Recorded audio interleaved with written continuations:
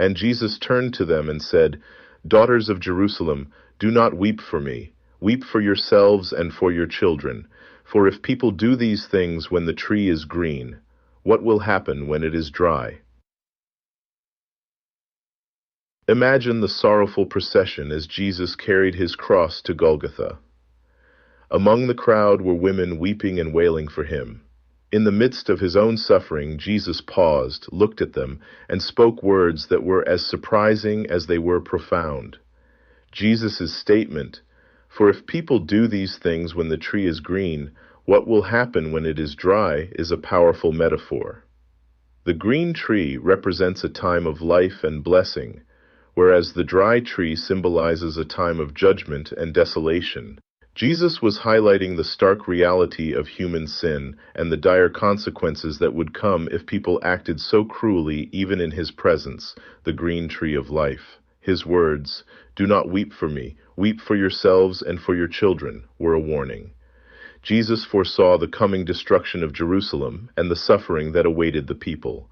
He urged them to consider their own hearts and the future of their descendants, recognizing the need for repentance and transformation. This passage challenges us to reflect on our own lives. It's a call to recognize the seriousness of sin and the importance of turning to God, not just for ourselves, but for future generations. Jesus' compassion, even in his agony, speaks to his deep love and concern for humanity's well-being. In today's world, these words still resonate. We live in times where the trees can seem dry, where suffering and injustice are rampant. Yet Jesus' message offers hope and a path forward.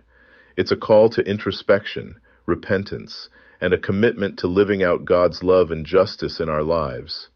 Consider how Jesus' warning might apply to your life and community. Are there areas where repentance and change are needed? How can you ensure that future generations inherit a legacy of faith and righteousness rather than one of desolation? Reflect on Jesus' profound compassion and his call to weep not just for immediate sufferings, but for the deeper issues that affect our lives and the lives of our children. Let this message drive you to seek God's guidance and to make positive changes that honor him. If this message has inspired you, like, share, and follow for more. Let's amplify Christ's love and light together.